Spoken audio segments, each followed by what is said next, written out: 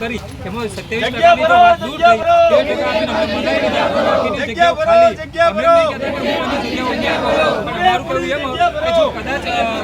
અમારું મેરિટ વધારે હોય તો અમે ઓપનમાં લઈ શકીએ છીએ અને જગ્યાઓ તો ઓલરેડી ખાલી જ છે તો અમારું કહેવું એમ છે કે અમારા કેન્ડિડેટોનું મેરિટ વધારે હોવા છતાં તમે અમને લેવા માંગતા નથી એનો મતલબ એ જ થયો તો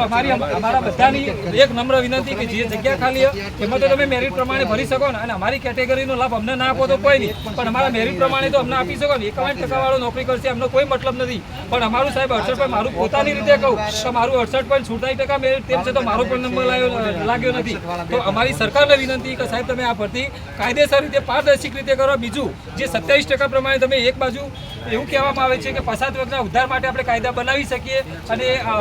જાતિવાર ભરતી કરી શકીએ એવું કહેવામાં આવે છે તેમ છતાં આવી ભરતીમાં આવો હળાહળ અન્યાય થતો હોય તો સાહેબ અમારે કોના જોડે જવાનું બીજું કે કેટલાક દિવસથી અમારા ઉમેદવારો કેટલી વાર તેઓ VSK આજુબાજુ ઓટા મારી છે અહીં આજુબાજુ ઘણી જગ્યાએ જાય તેમ છતાં રજૂઆતો કોઈ સંભાળવા માંગતું નથી તો હવે આ બાબતે